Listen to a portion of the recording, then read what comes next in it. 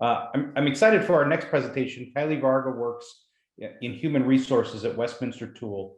Over the past 7 years, Kylee has been an instrumental part of Westminster Tool's transformation, predominantly through her contributions to Westminster's workforce development programs. Her commitment to developing the manufacturing industry has impacted many within the Connecticut community. Kylee has worked with local schools and nonprofits to raise awareness about manufacturing careers and constantly advocates for the opportunities which lie within the industry. In her talk, Kylie's going to kind of tell us her secret, and she's going to share how Westminster Tool workforce development strategies solve their company's hiring challenges. Not many of us can say that these days, while also creating opportunity for those typically overlooked for these positions. Kylee, thank you for being with us today.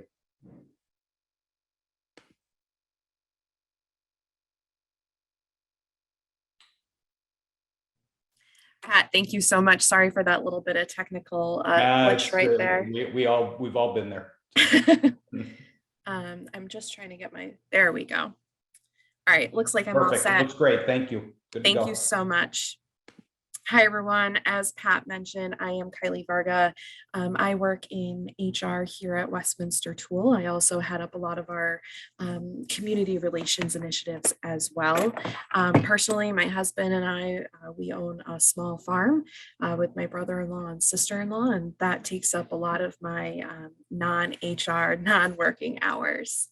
So today, I'm definitely going to be talking about Westminster Tool. Our approach for hiring is to hire for character and train for skill. So I want to talk about first, what does that mean?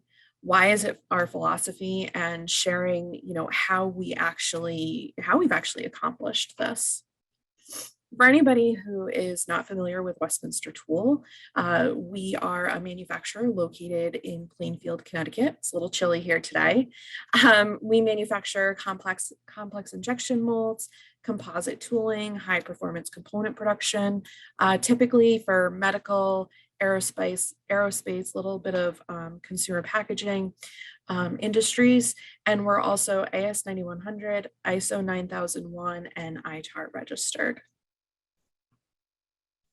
So before I dig really deep into this, I want to talk a little bit about our transformation for a few reasons. One, I think that our transformation, a lot of it had to do with kind of this switch to where we now focus on hiring for character and train for skill.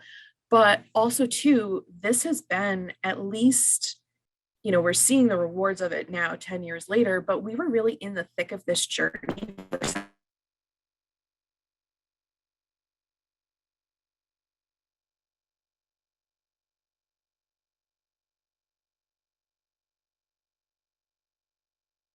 journey.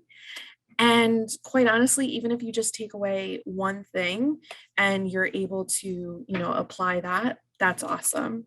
So early on, 2012, when you looked at Westminster Tool as a company, we were the smartest people in the room, right? We had some awesome rock stars with a minimum of 10 years experience, and they were just out there getting it done. And with that, we had a lot of people working in silos.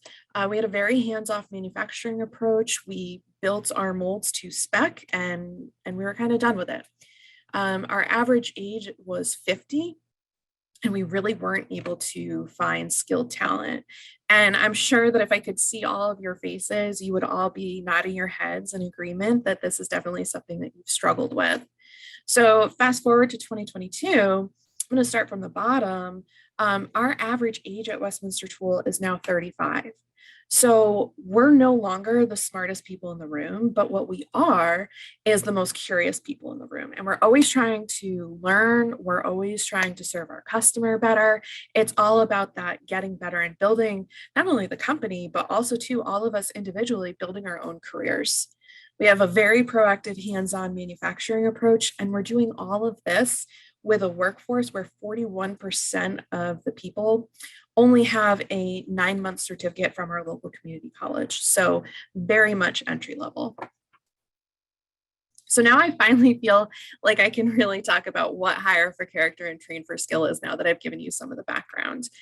So hire for character, train for skill, it means that you're hiring the person that aligns with the company, that their character aligns with the core values of the organization, not necessarily for the skills and abilities that they are able to bring to the team. What we have when you hire for character is you have a team that's really focused on achieving our vision. And we don't have a team of yes men, if you will. We have a team that works collaboratively, but when we see something that can be improved, nobody's afraid to speak up. So I just want to make it very clear that we're not hiring people that all think similarly. It's a very diverse team.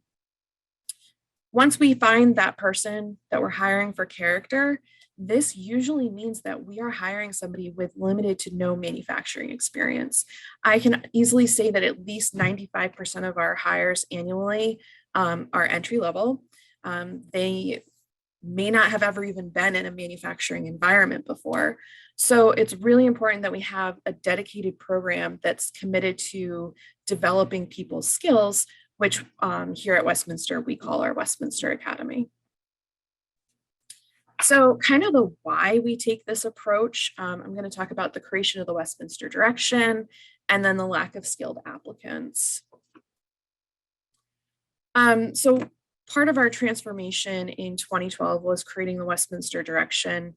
And the Westminster Direction is really our compass for how the business operates. It helps us to make decisions, and it consists of our vision, our mission, and our values. And when we talk about our philosophy of hire for character and train for skill, I really think that the core values piece of the direction is probably the most important to this conversation.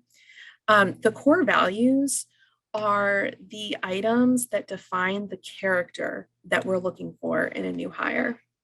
And when we were putting this together, the way that we did it was we looked at trends and kind of commonalities of employees that had been successful, past employees who had not been successful, and also too, asking ourselves as a management and leadership team, what does the ideal employee look like? And it really wasn't that they had X skill or X mechanical ability. For us, it came out to being dynamic, motivated, curious, and the person having integrity. And those core values are very specific to Westminster Tool, right? And so having them for your organization, they're going to be customized. But I would say that the one thing that is probably most consistent is that these are the qualities and characteristics that you can't teach. It's something that the individual has to have on their own. And it's okay if somebody doesn't align with your core values. It doesn't make them a bad person. It just means that they're probably not the right fit for your organization. And that was something that it took us a little bit of time to kind of understand that. And now that we're there, definitely having that realization has been very helpful. So the other reason why, so this hire for character, train for skill, why we finally defined what type of employee we need, right? What type of character we need. But also this came out of necessity, and hire for character and train for skill was a very strategic decision. When I was first hired on, one of my first major projects was to hire a tool maker. And being naive, I thought, okay, I got this, no problem. So I ran a job search. I spent 6 months, and we were only looking for somebody with 5 to 7 years experience. And we got 50 applicants, and they had no relevant experience whatsoever. We had 4 viable candidates, 3 of which were retired toolmakers who were looking for a part-time opportunity because they just wanted to get back into the industry a little bit.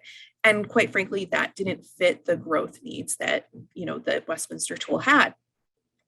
And then the last candidate was somebody who couldn't relocate to our area. So in the end, we ended up not being able to find somebody, which was really hard because we saw that we had toolmakers that were going to be retiring.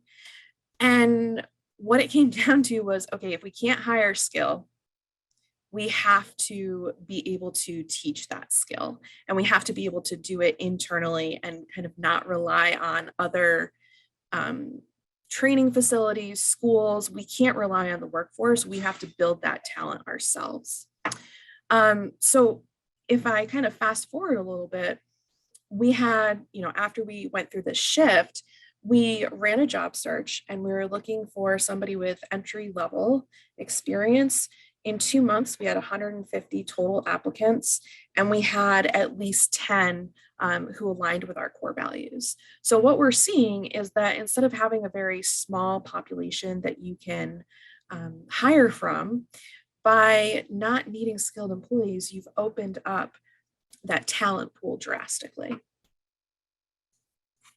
So now I really want to talk about kind of how we do this, because I think the how is probably what most people are here for. So I'm going to talk about our recruiting initiatives, raising manufacturing awareness, and also our dedicated training program that we call Westminster Academy. Sorry, I haven't talked this much in forever. So when we talk about building community awareness, I'm going to share a story from a manufacturing day event that I went to. It was for like 7th and 8th graders. We brought them to our local community college, and they were just getting to kind of do some hands-on projects. And one of the first things that we did was we asked this group of maybe 100 kids, how many people in here want to pursue a career in manufacturing? Raise your hand. And there was maybe 5 kids max that raised their hands about, wanting to pursue this career. So then the speaker asked, okay, how many people want to work with robots in their career? Whole bunch of kids raised their hand. How many people want to work in R&D or do coding or, work with the latest and greatest technology?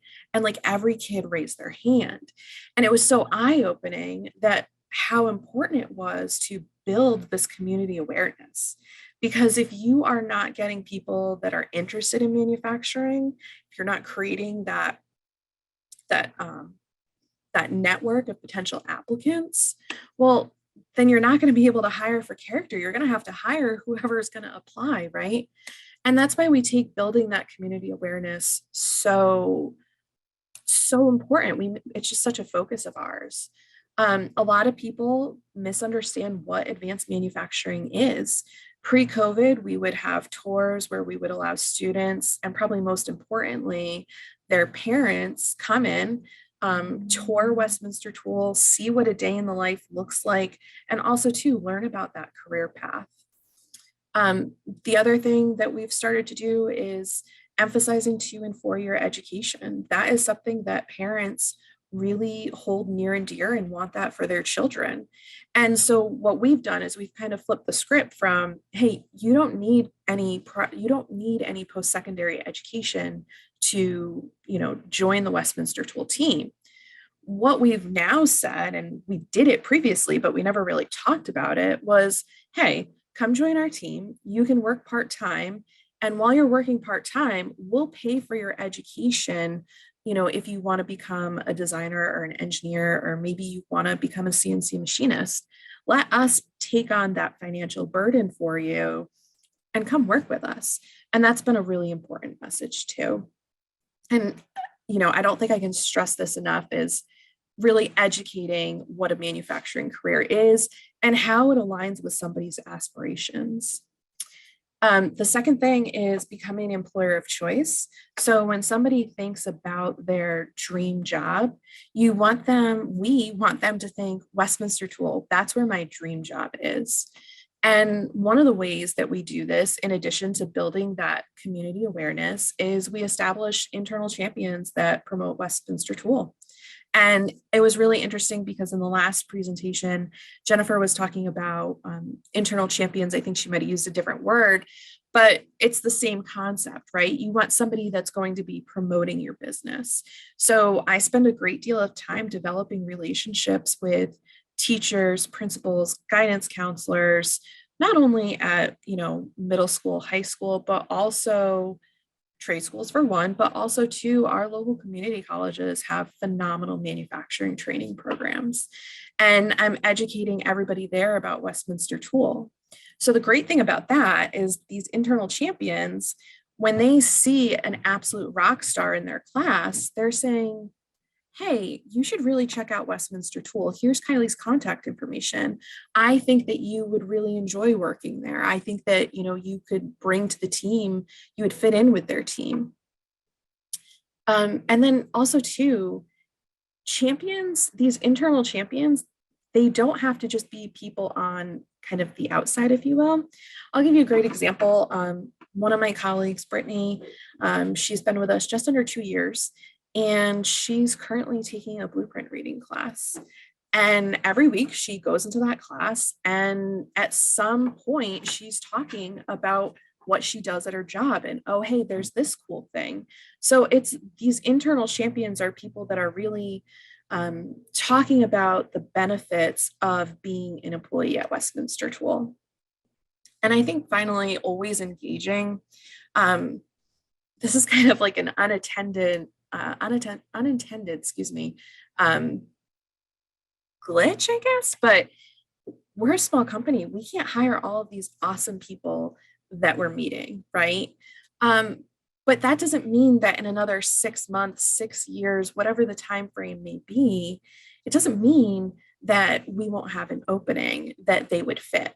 So we're taking advantage of always being engaging by if somebody submits their resume, I'm on the phone with them doing about a 15-minute phone interview just to get to know them.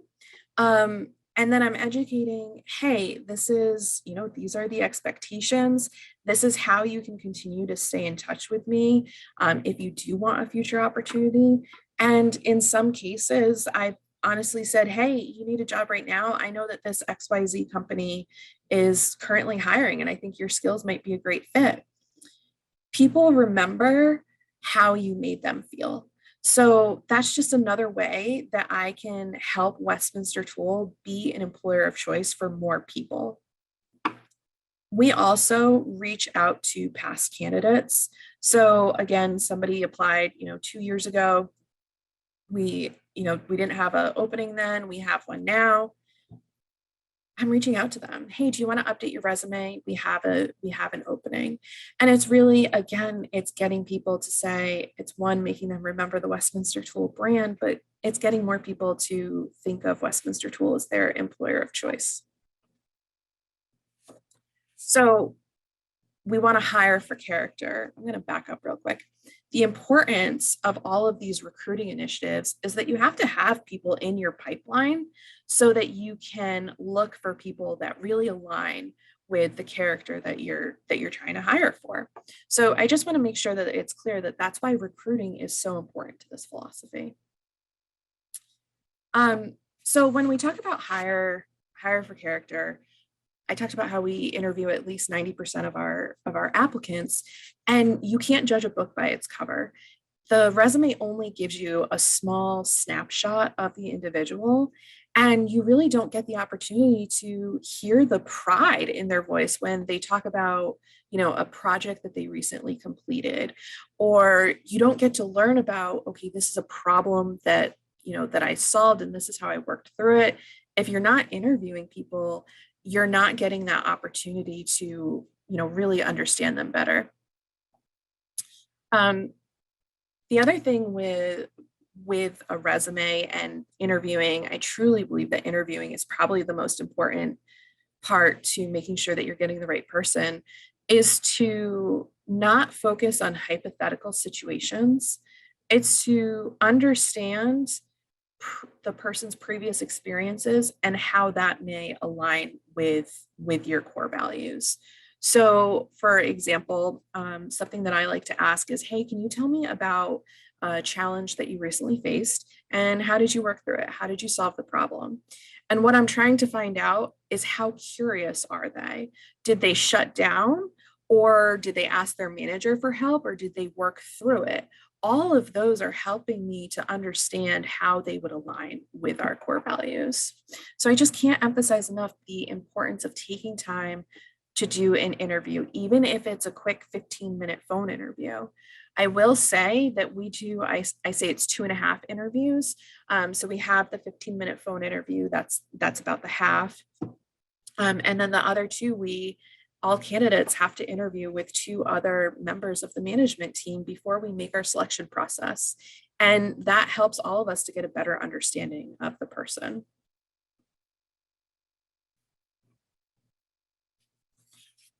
So now that we've recruited, we've found candidates, we've recruited them, and we know that, hey, this person, this is who we want to hire, we want to make an offer. They have no manufacturing experience. We have to be able to train them internally. And our system has to be repeatable, sustainable, and it can't rely solely on external resources. And also, too, the training cannot be a secondary focus or when we have time. And it also, too, has to be balanced with serving our customers. And I know that seems like a tall order, but our internal training program, Westminster Academy, has really been phenomenal for helping us to bring these people from entry level, no skill to, hey, this person is running our EDM area, they're running our hard milling circuit. This training program has really helped us. And before I get into it, I just want to preface that the training program is going to vary from company to company. This is just what worked for us. But what's most important is that we knew that the process had to be repeatable, sustainable, and couldn't rely only on external resources. So Westminster Academy is a documented way to recruit, train, cross-train, and grow employees in order to create a sustainable business model. So on my screen, you will see a map. This is the map for EDM. Even though this focuses on a shop floor skill, everybody in the organization, myself, the president, designers included, we all have a map. So this is not just for training technical employees. But really, these maps provide a roadmap for training. And it also provides the resources necessary for somebody to become proficient in a position. We utilize what's called a player coach model. The coach is really that facilitator of learning. They're the person with experience, and they're partnered with that new hire who's new to the industry and doesn't have a lot of experience. What's unique is that the coach is still responsible for getting product out the door. The coach is utilizing those real life examples so that they are able to train the player in real time and still be able to deliver to our customers. And one question that I get all the time that I think is really important to address is that Westminster Tool, we are not a school. We invest a lot of money in hiring the right person, finding the right person, but it doesn't end there. We have to make sure that we're retaining them. And the way in which we retain people is through cross-training and employee reviews. So cross-training, meaning once somebody has excelled in an area, we can move them to a different cell, maybe even a different team. We've done that in the past. But what it does is it provides that career path for the employee. They need to see that they can grow and, reach their dreams within Westminster Tool. And one of the greatest things about the cross-training is that we're still able to utilize the same infrastructure that we use for a new hire. So somebody's still going to use Westminster Academy, even if they're training on kind of that next level or that next step in their career. Westminster Academy still fits the bill. So the infrastructure, the investment isn't just for those new hires. And also too, something that's really unique is when, in order to move on to that next step in your career, you have to train your replacement. So there's no better way to show that you really understand the concept by teaching it. The second thing that we do to focus on retention is employee reviews. And we use this so that the manager and the employees, they're working together so that they know, so each party knows where they stand. This is the progress that I've made. This is where I aspire to be. The manager is saying you're doing great. This is an area where you can grow within the company. And then they're setting a SMART goal for their own career growth, and they're really communicating their career aspirations. I think that it's really, really important to emphasize that we are by no means a school. So focusing on the retention is very important as well. So I'm coming up on the end of my time here. So, in review, hire for character, train for skill. You want to hire that person that is the right fit for your organization, who aligns with your core values. You want to have a dedicated training program so that when you're hiring entry level, you can help them to build that career. And remember, the entry level, it enables us to go from hiring from a really small, skilled workforce talent pool to a much larger pool. Having that dedicated training program, and then also too, before you can train, you have to have some recruiting strategies that will help you to get people interested in your organization. So it looks like we're right at that time. Pat, how Thanks, did I Kylee. do? We are right at that time. What a fascinating approach. You really seem to kind of have found the magic bullet in a time where I think there are a lot of companies struggling to build and develop their workforce and then to retain them. So thank you for sharing your story. Can you stick around and be on our panel? Yeah, most definitely. Terrific. Thank you.